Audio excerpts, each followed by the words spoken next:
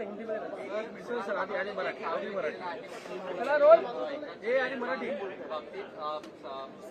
Comedian Kunal कामराने जो tweet किया है, जो कहा है इस तरह से असं आहे की स्टँडअप कॉमेडी करण्याचा कोणालाही अधिकार आहे, पण स्वातंत्र्याचा स्वैराचार करण्याचा अधिकार कोणालाही नाही आहे.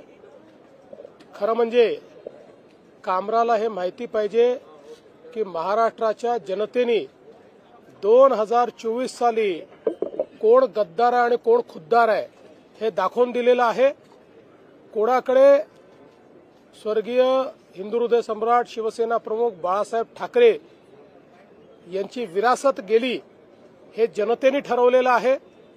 त्यामुळे अशा प्रकारे खालच्या दर्जाची कॉमेडी करून आणि राज्यातल्या माजी मुख्यमंत्री, आताचे उपमुख्यमंत्री, राज्यातले वरिष्ठ नेते ज्यांच्याबद्दल राज्यातल्या जनतेमध्ये आदर आहे त्यांच्याबद्दल अशा प्रकारचा अनादर करण्याचा कोणालाही अधिकार नाही. हे अत्यंत चुकीचं आहे. तुम्ही जरूर कॉमेडी करा, तुम्ही व्यंग करा, पण जर अपमानित करण्याचं काम जर कोणी करेल तर हे सहन केलं जाणार नाही. हे अतिशय चुकीचं आहे. कामरांनी माफी मागितली पाहिजे आणि ते जे संविधानाचं पुस्तक दाखवत आहेत त्यांनी जर संविधान वाचलं असेल किंवा संविधानाची त्यांना जर माहिती असेल तर संविधानानेच सांगितलेलं आहे की स्वातंत्र्याचा स्वैराचार करता येणार नाही, दुसऱ्याच्या स्वातंत्र्यावर तुम्हाला अतिक्रमण करता येणार नाही. आणि म्हणून आमची मागणी आहे की त्यांनी या ठिकाणी माफी मागितली पाहिजे. ये जो जिस प्रकार से स्टैंड अप कॉमेडियन कामरा इन्होंने एक गीत के माध्यम से महाराष्ट्र के पूर्व मुख्यमंत्री और विद्यमान उपमुख्यमंत्री श्री एकनाथ शिंदे जी को अपमानित करने का प्रयास किया है, ये गलत है. हम इसकी निंदा करते हैं. ऐसी चीजों को सहन नहीं किया जा सकता. कामरा को मालूम होना चाहिए कि 2024 के चुनाव में जनता ने निर्णय कर दिया है कौन गद्दार है कौन खुद्दार है.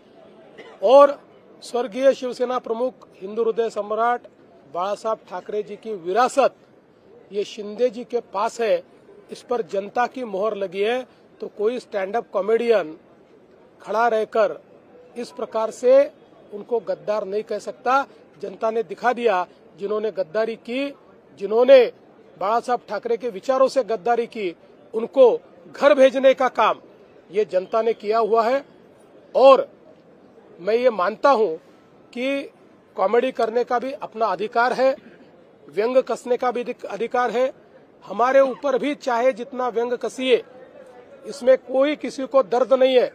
लेकिन अगर जानबूझकर अपमानित करने का और इस प्रकार से इतने बड़े नेताओं को बदनाम करने का काम अगर कोई करेगा तो मुझे ऐसा लगता है कि उसको सहन नहीं किया जाएगा.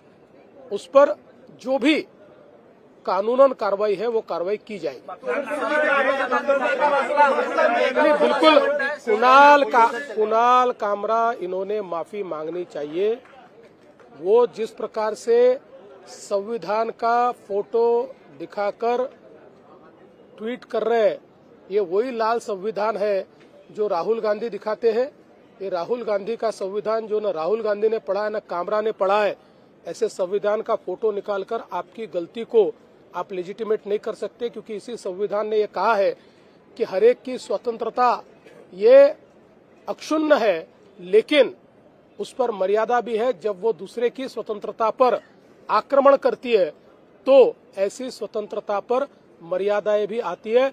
दूसरे की स्वतंत्रता पर, दूसरे के विचारों पर आप आक्रमण नहीं कर सकते. इसलिए राहुल गांधी का संविधान दिखाकर आप अपने कुकर्मों से नहीं बच सकते.